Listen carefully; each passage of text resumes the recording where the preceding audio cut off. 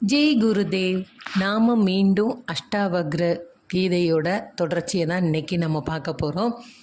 இன்றையுடைய அத்தியாயத்தின் பெயர் அன்பில் கரையும் ஆணவம். அத்தியாயம் நம்பர் 9. வெற்றிகரமாக 9 அத்தியாயத்தை நெருங்கிவிட்டோம்.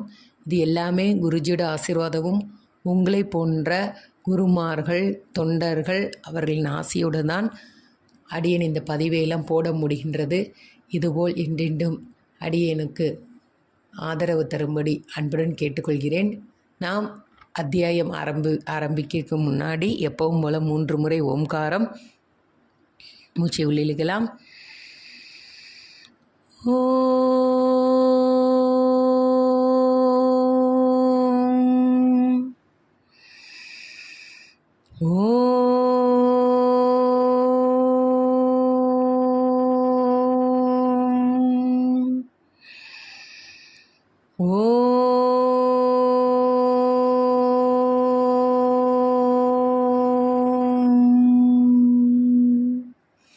ஜெய் குருதேவ். இந்த பூமி தாய்க்கும் நம்மளை பெற்ற தாய் தந்தையருக்கும் நம்மளோட அனைத்து முன்னோர்களுக்கும் நம்மளோட அனைத்து குருமார்களுக்கும் பிரபஞ்ச சக்திக்கும் நம்மளோட சரீரத்திற்கும் அஷ்டாவக்ரருக்கும் ஜனகர் மகாராஜாவுக்கும் நம்மளுடைய குருவாக முன் வாழ்ந்து கொண்டிருந்து நம்மளை காத்து கொண்டிருக்கும் ஸ்ரீ ஸ்ரீ ரவிசங்கர்ஜி குருஜி அவர்களுக்கும் அவர்களின் பொற்பாதங்கள் தொட்டு நம் பணிவன்புடன் அவர்களுக்கு ஒரு நன்றியை தெரிவித்தபடி இன்றைய அத்தியாயத்தை ஆரம்பிக்கலாம். அன்பில் கரையும் ஆணவம் அத்தியாயம் நம்பர் 9. இது ஒரே பாகமாக தான் வரும், 2 பாகம்லாம் கிடையாது. அழகான அற்புதமான அத்தியாயம். நன்றாக கவனித்து குரு அருள் பெறுவோமாக. நமோ மஹ்யம். நமோ நமக அப்படின்னு நம்ம நிறைய வார்த்தை எதில் கேட்டிருக்கோம் அப்படின்னு கொஞ்சம் சிந்திச்சு பாருங்கள். நமோ நமக, நமோ நமக அப்படிங்கிற மாதிரிலாம் வார்த்தைகள் ஸ்லோகங்களில் கண்டிப்பாக வரக்கூடிய வார்த்தைகள். அந்த வார்த்தைகளுக்கு ரொம்ப அற்புதமான ஒரு சக்தி வாய்ந்தது அப்படின்னு இந்த அத்தியாயத்தில் நமக்கு சொல்கிறாங்க. எப்படின்னா, நம என்பதை திருப்பி பாருங்கள். மன என்று வருகிறதுல, மன என்றால் மனம். மனத்தை திருப்புவதுதான் நம. மனம் அழியும் போது அன்பு உதிக்கிறது. எங்கு அன்பு இருக்கின்றதோ அங்கு மனது இறந்து விடுகின்றது. இது ஒருவித வேதனையை தரும். அதனால்தான் அன்பு எப்போதும் வலியை, அதாவது வேதனையை கொண்டுதான் வருகிறது. அன்பு நிலையில் உங்களுக்குள் ஏதோ ஒரு அம்சம் கரைந்து போகின்றது.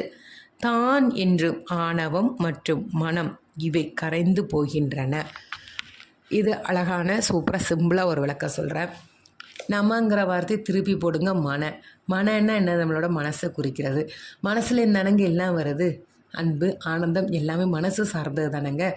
அப்போது அந்த அன்பானது எங்கேருந்து வருகிறது? நம்மளோட மனதின் ஆழத்திலிருந்து வருகிறது. எவ்வளோக்கு எவ்வளோ அன்பு செலுத்துகிறோமோ அந்த அளவுக்கு கண்டிப்பாக அந்த வேதனையும் தரக்கூடிய அன்பாகத்தான் அது இருக்கும்.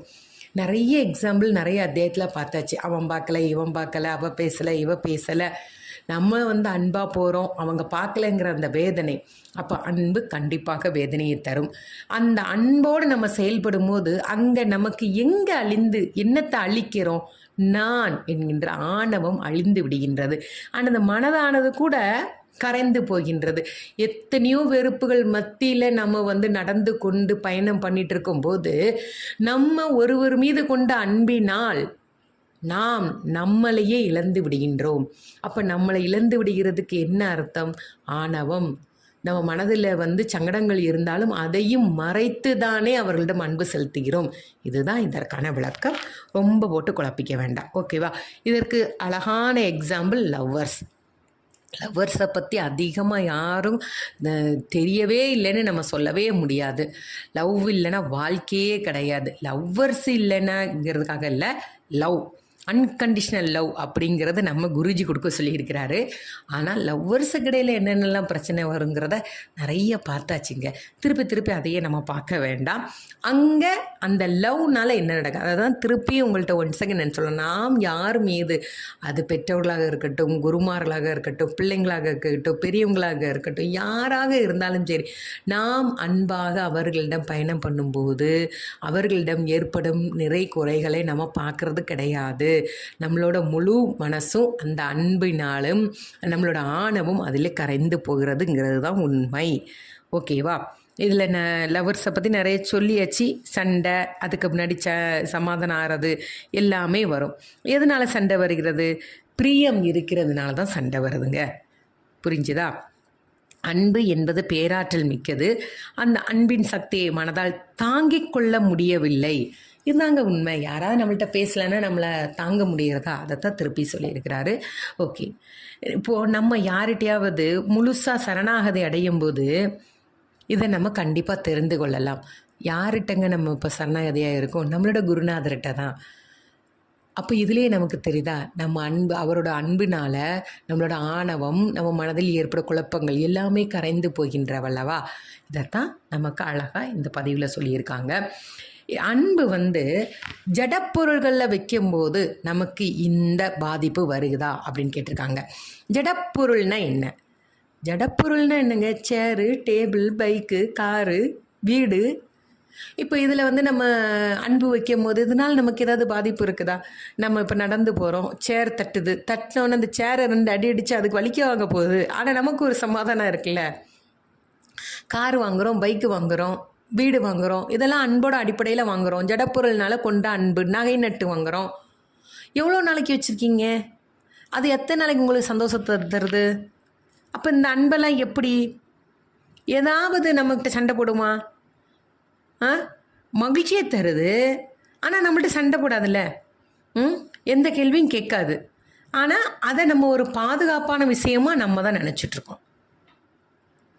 இந்த பொருட்களோடு இருந்தால் மகிழ்ச்சி. இந்த நகை நட்டு போட்டால் தான் இந்த சேரீக்கே ஒரு அழகு. இந்த காரில் போனால் தான் எனக்கு மிதக்கிற மாதிரி இருக்கும். நிறைய பார்த்தாச்சுங்க. அப்போது மனிதர்கள் விஷயம் அப்படிப்பட்டதல்ல. கடவுளை கையாள்வதோ அதைவிட கடினமானது அப்படின்னு நமக்கு சொல்கிறாங்க. அகோ அகம் நமோ மஹ்யம், இது மிகவும் தந்திரமானது.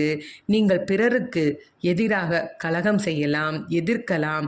ஆனால் உங்களது உணர்வு நிலைக்கு எதிராக கலகம் செய்வது எப்படி இயலும்? சரணமடைவது என்பது உங்களுக்கு உள்ளிருந்து ஆழத்தில் உணர்வு நிலையிலிருந்து வருகிறது. இதன் பிறகு என்னை தவிர இங்கு எதுவுமே இல்லை என்று ஒருவர் உணர்ந்து கொள்கிறார். எல்லாமே என்னுடையதான், எல்லா சமயமும் என்னுடையதான், ஆனால் இங்கு எதுவுமே இல்லை என்பதும் நமக்கு புரிய வைக்கிறாங்க.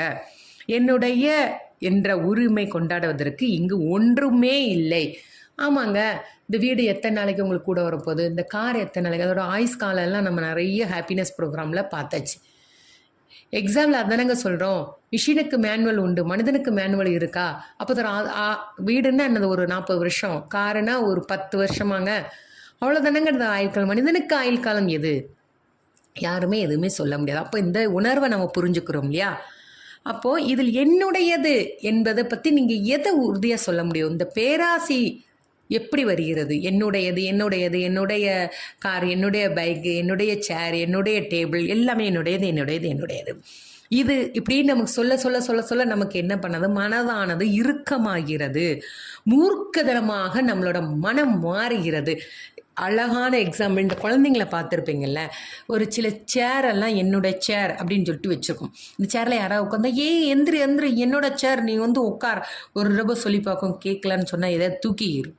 அப்போ அந்த அன்பானது மூர்க்கதனமாக நம்மளும் அப்படிதாங்க. நம்ம கூட பிறந்த அக்கா, தங்கச்சி, அண்ணா, தம்பி இவங்கக்கிட்ட பழகும் போது சில ட்ரெஸ்ஸு, பேகு, நீ கொண்டு போனால் கிழிச்சிட்டு வந்துடுவேன், நீ கொண்டு போனால் தொலைச்சிட்டு வந்துடுவேன், அதனால் வர சருடைய சண்டைகள் இது எல்லாமே வந்திருக்கு தானேங்க. அப்போ என்னுடையது என்ற இந்த வார்த்தை நமக்கு எவ்வளவு ஒரு பேராசை மூர்க்கதனமாக மாற்றுகிறது. இந்த முழு உலகமே நான் மற்றும் என்னுடையது என்ற இரு வார்த்தையிலே சுழலுகிறது. ஆமாம், நான் தாங்க செய்கிறேன், என்னுடைய பொருள் தாங்க அங்கே இருக்குது சொல்கிறோமா? அப்போ இந்த இரு வார்த்தையில் நம்மளோட உலகம் சுழலுகிறது. எனக்கு என்ன, இதுதான் ஆணவ நிலை.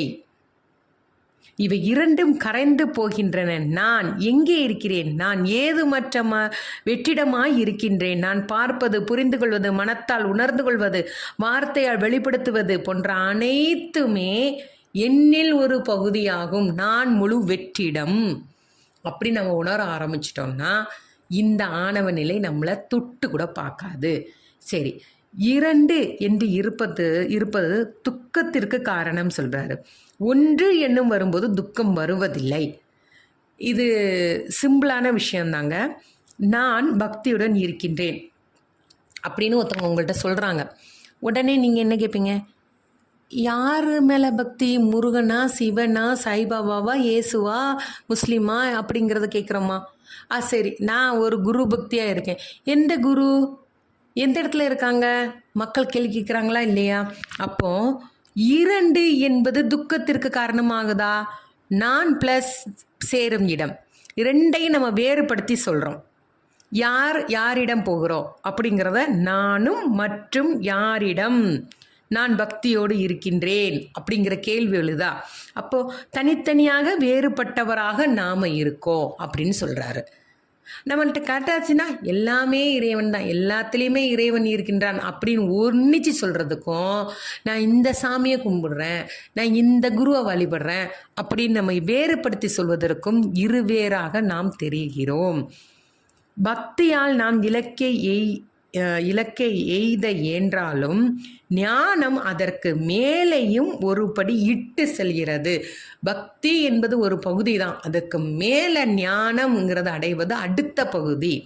ஞானம் உதயமானால் அறிபவர், அறிவு மற்றும் அறியப்படுவது ஆகிய 3ம் ஒன்றே என்று நமக்கு உணர வைப்பாங்களாம்.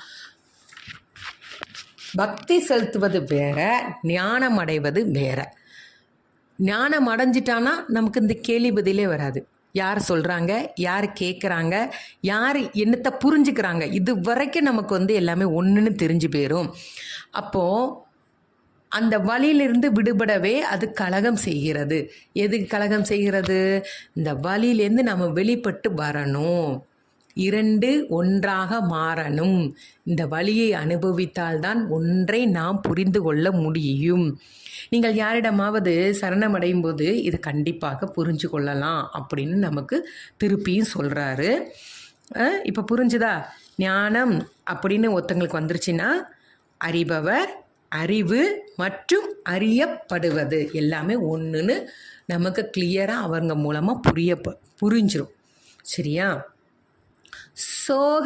சோகமஸ்மி நிரஞ்சன. அப்போது நாமது குறுகிய மனம்தானே விசாலமான மனம் என்பதை புரிந்து கொள்கிறது. நம்மளோட மனசு ஏற்கனவே கேமரா அப்படிங்கிற பதிவில் பார்த்துருக்கோம். இதில் குறுகிய மனம், விசாலமான மனம் அப்படின்னு கூட இருக்கான். எப்படிங்க குறுகிய மனம் விசாலம்? நம்ம எல்லாத்தையுமே பரந்த வழியாக பார்த்தா அது விசாலானந்தான். குறுகி பார்த்தோன்னா அது குறுகிட்டே தான் போகும். அதுதான் சொல்லுவாங்களா, உனக்கு பறந்து விரிஞ்ச மனசு போல் நீ இருக்க அப்படிம்பாங்க. அதுக்கு வேறு மாதிரி உதாரணங்கள் கொடுப்பாங்க. ஆனால் உண்மையான உதாரணம் என்னன்னா, நம்ம பறந்து விரிந்த வான்வெளியை போல நம்ம மனமானது இருந்து கொண்டால் நாம் எல்லாத்தையுமே புரிந்து கொள்ள முடியும். குறுகிய மனனா எதற்கெடுத்தாலும் கேள்வி கேட்குறதுங்க, எதற்கெடுத்தாலும் சந்தேகப்படுறது. இங்கே போனால் கண்டிப்பாக நடக்குமா, நாம் குருஜியை பார்க்க முடியுமா, குருஜி நம்மள்ட்ட பேசுவாரா, இதற்கு இவ்வளோ பணம் கொடுக்கணுமா, எக்ஸெட்ரா கேள்வி பதில் தான் குறுகிய மனம் அந்த விசாலமான மனதை அடைய தடையாக இருக்கிறது அப்படின்னு சொல்கிறாரு. அதாவது நம்ம ஒரு குரூப்போட போகும்போது அந்த குறுகிய மனமானது விசாலமான மனமாக சங்கமமாகிறது. இப்போ சத்சங்கம் பாடுறோம், அங்கே எவ்வளோ மனசு இறுக்கத்தோடு வந்தவனும் கைத்தட்டி பாட்டு பாடுவது உண்மைதானங்க. அப்போ மனது குறுகிய மனசாக வந்தாலும் விசாலமாக மாறுகிறது. இணைவது கலப்பது என்று கூறுவது கூட தவறுன்னு சொல்கிறாரு. ஏன்னா நாம் ஒன்றாதான் இருக்கிறோம். இணைதல் என்பது வெறும் பேச்சு தான் அப்படின்னு சொல்கிறாரு. இணைதல் என்று எதுவுமே இல்லை, இங்கே இருப்பது ஒன்றே ஒன்று தான். இப்போ ஃபோனில் ஒருத்தங்க கேட்டாங்க வச்சுங்க, நான் கிளாஸுக்கு வருவேங்க. இணைவது, கலப்பது, ஒன்றோடு ஒன்று கலப்பது, இது எல்லாமே தப்பு தாங்க. எல்லாமே ஒன்று தானேங்க. வருவேன்னா வரப்போகிறாரு, இணைய போகிறாரு, கலக்க போகிறாரு, எல்லாமே ஒன்று தானே. அதை எதுக்கு பிரித்து பார்க்கணும் அப்படின்னு சொல்கிறாரு. அப்போ ஆழ்ந்த பக்தி இருப்பது மட்டும் போதாது, நீங்களும் அதில் ஒரு பகுதி என்று அதனின்று பிளவுபடுத்தி பிரிக்க முடியாத பகுதி என்று உணர்ந்து அறிவதுதான் உண்மையான ஞானம். பக்தியோட அடுத்த ஸ்டேஜுக்கு போகிறது தான் ஞானம். அப்போ பக்தியை பிளவுபடுத்தி பக்தியில் மட்டும் இருக்கிறது போதாது, அதில் ஒரு பகுதி நாம், அதிலிருந்து நாம் பிரிக்க முடியாத பகுதி ஞானம் என்பதை நாம் உணர்ந்து கொள்ள வேண்டும் அப்படின்னு சொல்கிறாரு. அப்போ இது கண்டிப்பாக விழிப்புணர்வுனால் மட்டும்தான் நடக்குங்க. விழிப்புணர்வு இல்லைன்னா இந்த ஞானத்தை நம்மளால் பெறவே முடியாது. அழகாக அந்த இதில் என்ன சொல்கிறாங்கன்னா, ஒருவருடைய விழிப்புணர்வுனால தான் இந்த எண்ணத்திலேயே இந்த சின்ன திருப்பம் வந்துட்டுன்னா அனைத்து தடைகளையும் அவர் தகர்த்து எறிந்து மேலே வந்து கொண்டே இருப்பார். இந்த மாய தோற்றங்கள் அவரை நெருங்கவே செய்யாது. நான் சாந்தி, நான் பவித்திரம், பவித்திரமான மெய்யுணர்வு, சித்ரோசோமலம் என்பது புரிகிறது. புரியுதா? எதிலிருந்தும் விடுதலை என்பது இல்லை. ஏனெனில் எதிலும் கட்டுண்டு இருக்கவில்லை. எதிலாவது கட்டுண்டு இருந்தால்தானே அதிலிருந்து விடுதலை அடைய முயற்சி செய்ய வேண்டும். எதுவும் உங்களை கட்டுப்படுத்தி வைக்கவில்லை. இந்த விழிப்புணர்வு நம்மக்கிட்ட கண்டிப்பாக வேணும். அப்போ இதுக்கு ஒரு அழகான ஒரு சின்ன கதைங்க. அதாவது எப்படின்னா, பல வருஷங்களுக்கு முன்னாடி ஒரு இரவு, சரியா, ஒரு நாள் இரவில் இமயமலையில் மீதுள்ள குன்றுகள் இருக்கு இல்லையா, அங்கே நடந்து போனாங்களாம். அப்போ அந்த இரவில் ஒரு குன்றின் உச்சிக்கு ஏறி செல்ல விருப்பம் இருந்ததாம். அப்போது ஒரு குறும்பான மனநிலையில் எல்லாருமே பயணம் பண்ணாங்க. அதாவது ஆசிரமத்திலேருந்து வெவ்வேறு வெளியே வருவது என்பது விதிகளுக்கு புறம்பானது. ஆசிரமத்திலேருந்து தெரியாமல் வராங்க போலி இருக்கு, சரியா. அது மட்டுமின்றி சுற்றிலும் காவலாளிகள் இருப்பாங்க. நண்பர்கள் ஒன்று சேர்ந்து ஆசிரமத்தில் இருந்து சத்தமின்றி வெளியே செய்ய பிளான் போட்டாச்சு. அப்புறம் சில எஸ்கார்டு காவலாளிகள் நட்புடன் இருப்பாங்கள்ல, அவங்களையும் வச்சு எப்படியோ தப்பிச்சு வெளியில் வந்துட்டாங்க. ஆசிரமத்தை வச்சு பின்வெளியாக தப்பிச்சுட்டு வந்துட்டாங்க. மலைப்பகுதியில் நடக்கிறாங்க. அங்கே யாருக்குமே எதுவுமே நடக்காது என்ற நம்பிக்கை மட்டும் இருக்குது, சரியா. அப்போது அந்த காட்டில் சிங்கங்கள், யானைகள், புலிகள் எல்லாமே வருதுங்க. ஆனால் அவை எதுவுமே கண்ணில் பட்டுருச்சுன்னா ஏதாவது சித்தி செய்து அவற்றை நட்பாக்கி கொள்ளலாம் என்று எண்ணிக்கொண்டு அந்த ஆசிரமவாசிகள், அந்த நண்பர்கள் பயணத்தை தொடங்கினாங்களாம். எவ்வளோ ஒரு நம்பிக்கை பாருங்கள். அவங்க ஆசிரமத்தை விட்டு வெளியில் அந்த மலை உச்சிக்கு, அந்த குன்றின் மேலுக்கு போகணுன்னு ஆசைப்பட்டாச்சு. ஆசிரமத்துலேருந்து தப்பிச்சு வெளியில் வந்தாச்சு. ஏதாவது நடந்தால் ஏதாவது சித்தி பண்ணி நாம் அவங்கள நண்பர்களாக்கிலாம் அப்படின்னு சொல்கிறாங்க. நடந்துகிட்டே போகிறாங்க. குண்டென்ன மேலே ஏறியாச்சு. 3 குன்றை தாண்டியாச்சு. ரொம்ப நேரம் ஆயாச்சு. நடந்து விடிஞ்சாச்சு. 3 மணி ஆயாச்சு. அதிகாலை. ஒரு சின்ன டார்ச் லைட்டு ஒரு ஒளிச்சம் மட்டும்தான் இருக்குது.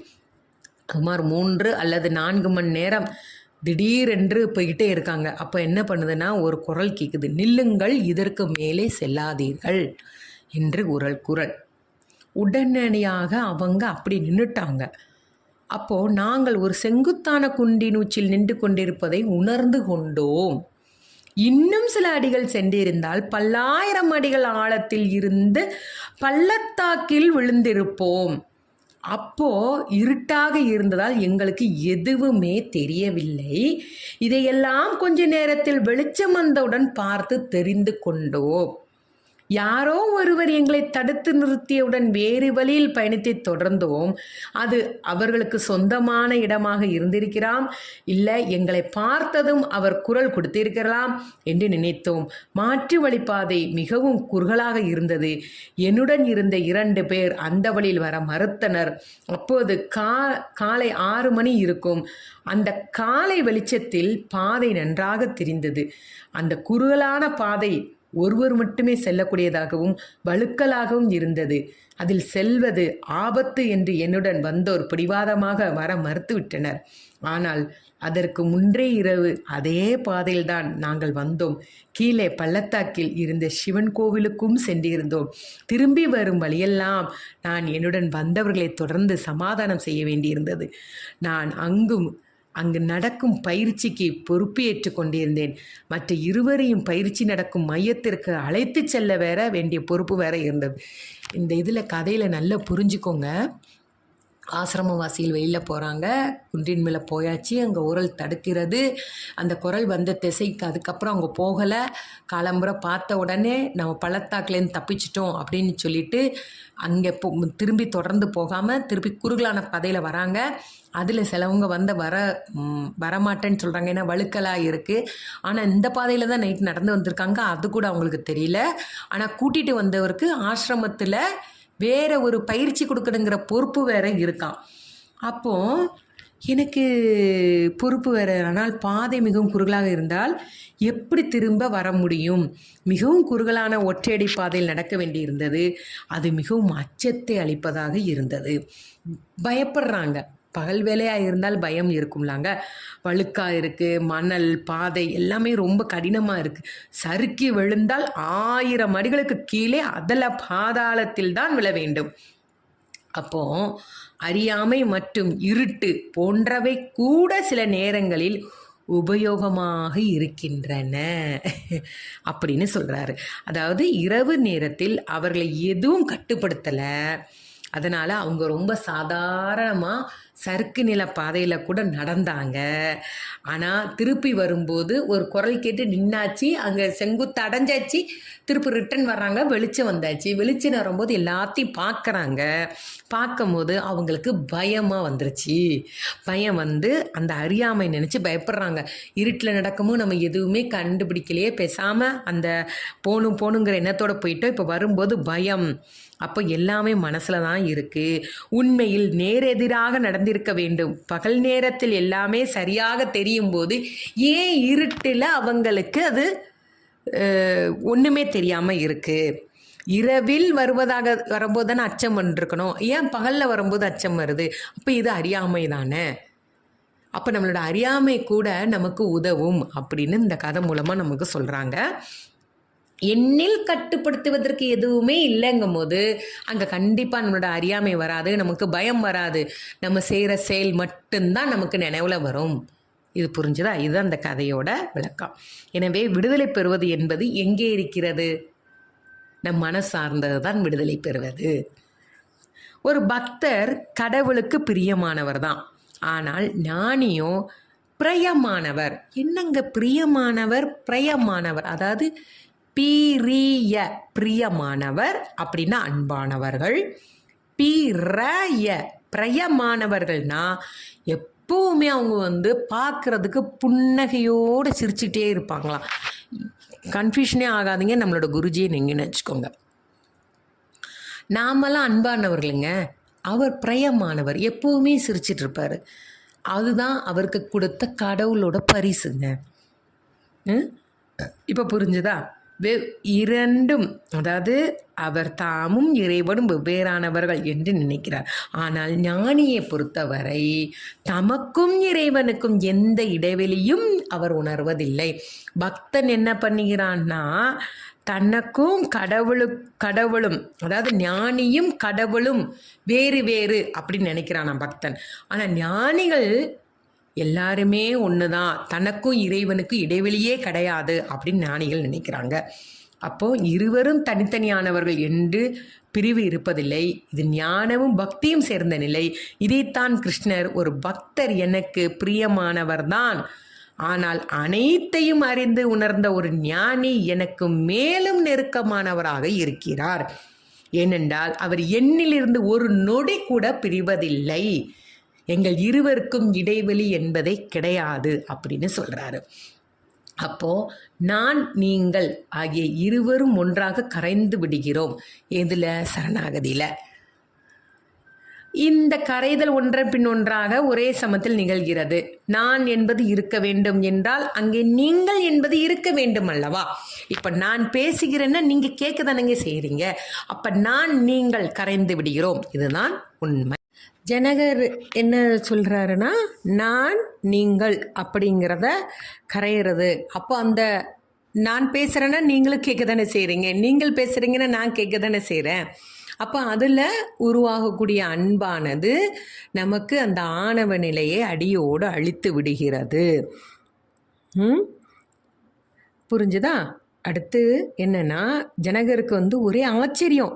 ஆகோ, இது எல்லாமே என்னுள் தானே இருக்கின்றன, இருந்தபோதும் என்னுள் இல்லாதவையாய் ஏன் எனக்கு தோற்றமளித்தது என்று அவர் வந்து ரொம்ப வந்து குழப்பத்தோடையே சில சமயம் இருந்திருக்கார் இல்லையா, அதெல்லாம் இப்போ அவருக்கு வந்து தெளிவாகிறது. உண்மையாக சொல்லப்போனால் அந்த அஷ்டாவகர கீதையை ஒரு அறிவாளி வந்து படிக்கிறான்னு வச்சுக்கோங்களேன், அவன் கண்டிப்பாக குழப்பம் அடைஞ்சிருவானா. இந்த புக்கே வேண்டாம்ப்பா, இதை ஏன் எழுதுனாங்க அப்படின்னு சொல்லிட்டு தூக்கி போட்டுருவானா.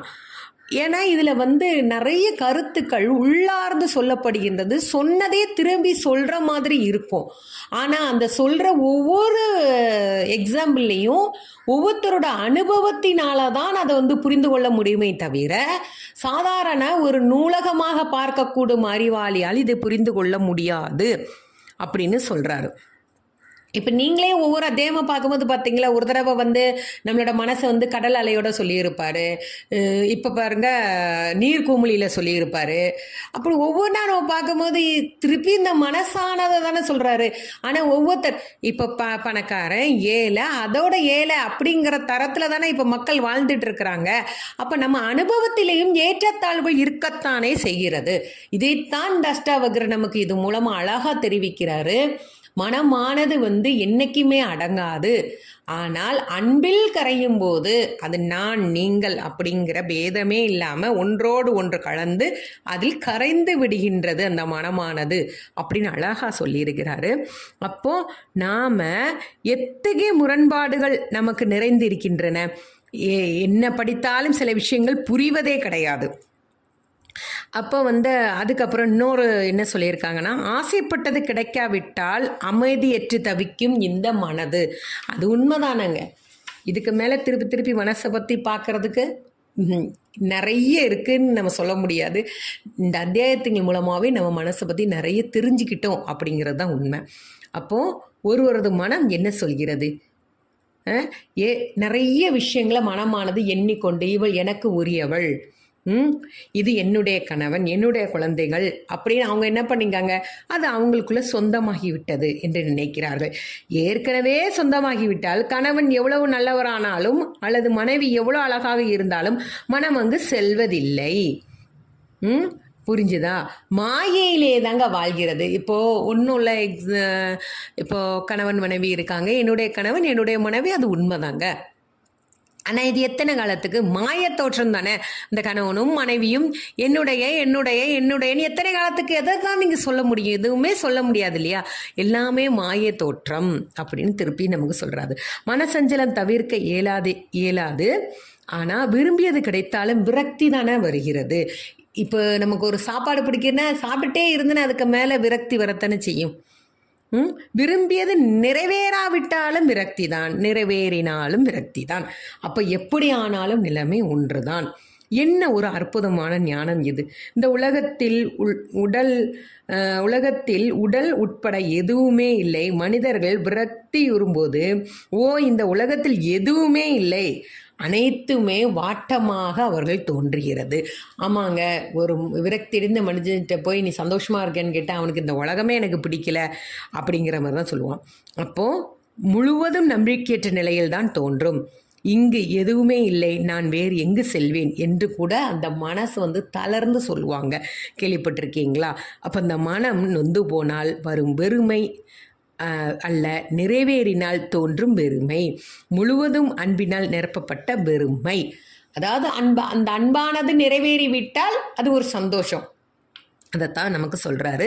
இது ஜீவனற்ற வெறுமை அல்ல, இது அசாத்திய உயிர் துடிப்புள்ள முழுமையான வெறுமை. இது ஒரு வித போதையோற்றும் வெறுமை அப்படின்னு கூட சொல்கிறாரு. அந்த ஆசைங்கிறது வந்து ஒரு போதை, அது ஒரு வெறுமை தான் அப்படிங்கிறத நாம் தெரிஞ்சுக்கணும். ஆனாலும் அந்த வெறுமை நமக்கு தேவைப்படுகிறது. இதில் ஒரு ஜீவனும் கிடையாது, இது எல்லாமே உணர்ச்சி சம்பந்தப்பட்டது தான் அப்படின்னு சொல்கிறாரு. குருஜி, நான் மிகவும் வெறுமையாக உணர்கிறேன் என்று நிறைய பேர் சொல்லியிருக்கிறாங்க இல்லையா குருஜிட்ட போய். அப்போது நான் தொலை தூரத்தில் இருக்கும்போது இந்தியாவிற்கு இந்த ஆசிரமத்திற்கு வர வேண்டும் என்று ஏங்கிக் கொண்டிருப்பேன். ஆயினும் இங்கு வந்தவுடன் இவையெல்லாம் வெறுமையான விஷயங்கள் என்று உணர்கிறேன். உங்களை எளிதாக சந்திக்க முடிகிறது, உங்களது அறைக்கு எப்போது வேண்டுமானால் வர முடிகிறது. இது வந்து நல்லா புரிஞ்சுக்கொள்ளுங்க. ஒருத்த தூரத்துலேருந்து இருக்கிறாங்க, அவங்க ஆசிரமத்துக்கு ஒரு நினைக்காங்க, குருஜியை பார்க்கணும்னு நினைக்காங்க, அதெல்லாம் ரொம்ப கஷ்டமான செயல் நினைக்கிறாங்க. ஆனால் இங்கே பார்க்கும்போது எல்லாமே ஈஸியாக நடக்குது.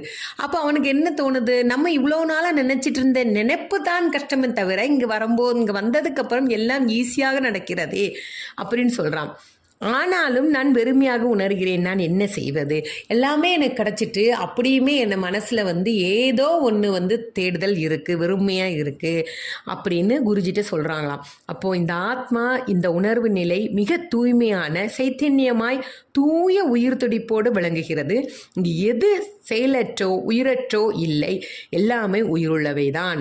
அனைத்தும் அந்த வெறுமையிலிருந்து தான் உதிக்கின்றன. எனவே பொறுத்திருந்து அந்த வெறுமையில் ஆழ்ந்து செல்லுங்கள் அப்படின்னு குருஜி நமக்கு சொல்றாரு. ஓகேவா?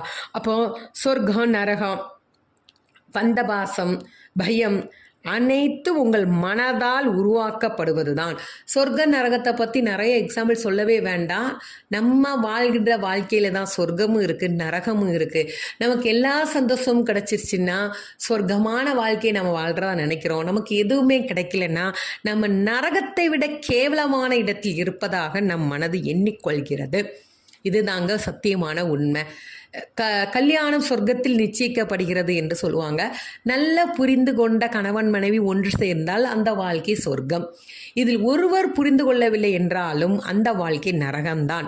அது ஆணானாலும் சரி, பெண்ணானாலும் சரி, பிறக்கப்படும் குழந்தையானாலும் சரி, உற்றார் உறவினரானாலும் சரி, சொர்க்கம் நரகம் என்பது இறந்த பின்பு நாம் அனுபவிப்பது அல்ல, இருக்கும் போதே நாம் அதை அனுபவித்து தான் கொண்டு இருக்கிறோம். புரிஞ்சுதா? இதுலேருந்து நமக்கு சொர்க்க நரகத்தை பற்றி அழகான விளக்கம் சொல்லிட்டாங்க.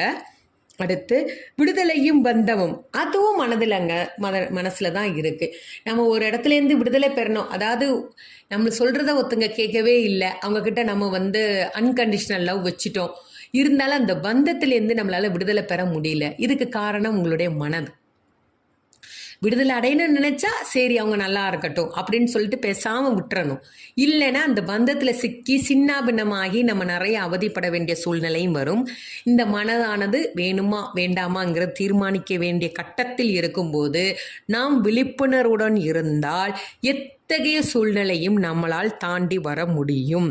அப்போது நீங்கள் சுதந்திரமாக இருக்கிறீங்களா இல்லையா என்பது பொருட்டே அல்ல. சுதந்திரமாக இருப்பது போல நடந்து கொள்ளுங்கள். இதுபோல சில காலம் பாவனை செய்யுங்கள். நான் சுதந்திரமானவன், நான் நல்லவன், தன்னிகரற்றவன் என்று நம்ம பாவனையே நம்மளை உண்மையை உணரச் செய்யும். சத்தியத்தை நம்மளால் உணர முடியும். உண்மையை சொல்ல வேண்டுமென்றால் உங்களது அழுகை, அலறல், சத்தம், கூச்சல் போன்றவை யாவும் வெறும் கற்பனையே. அது உண்மையல்ல, உங்களோட இயல்பும் அல்ல. மகிழ்ச்சித்தன்மை, மகிழ்ச்சியுள்ள தன்மை எல்லாம் மனங்களினால்தான் வருகிறது.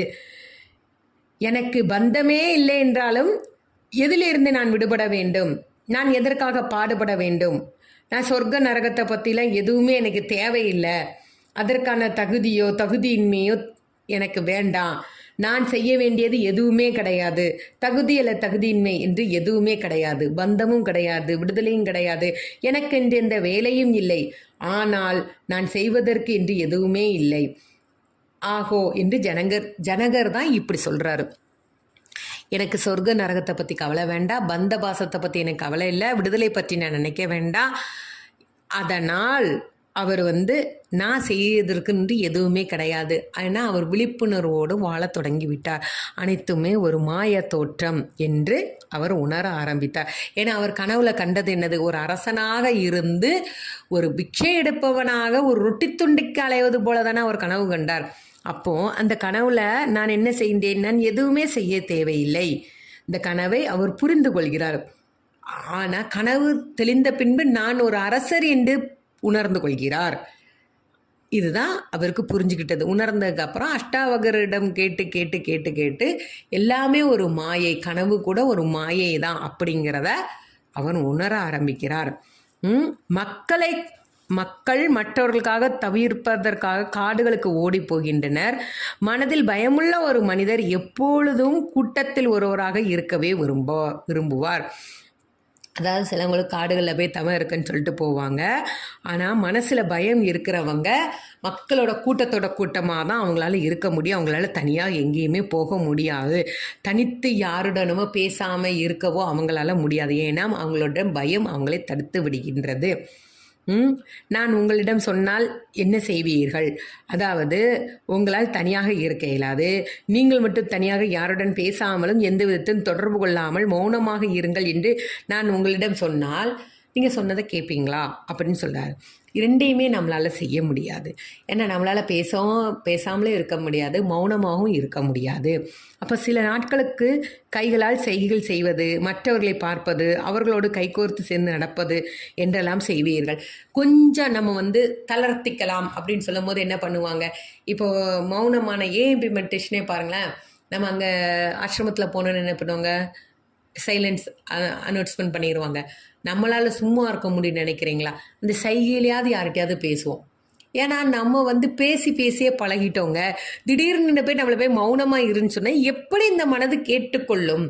ஆனால் first AMP, second AMP, third AMP, 4வது ஏஎம்பியில் ஓரளவு அந்த சைகையை நிப்பாட்ட ஆரம்பிப்பீங்க. 10 தடவை செய்கை காட்டினீங்கன்னா 2 தடவை கை காட்டுவீங்க. நாள்பட நம்ம மனம் மௌன நிலைக்கு நம்மளை உட்கொண்டு செல்லும். அப்போ இதுவரைக்கும் நாம் செஞ்சது முட்டாள்தனம் என்று நாம் திருப்பி உணர்ந்து மறுபடி நம்ம விழிப்புணர்வோடு வாழ பழகுவோம். அப்போ இது எப்படி இருக்குது? அழகாக இருக்கு இல்லையா? அப்போது வனத்தில் இருக்கும் மரங்களைப் போலவே இங்கு மனிதர்களும் உயிர்ப்புடன் இருக்கிறார்கள். வனத்தில் அவை உயிர்ப்புடன் ஜீவித்திருப்பதை பார்த்தேன்.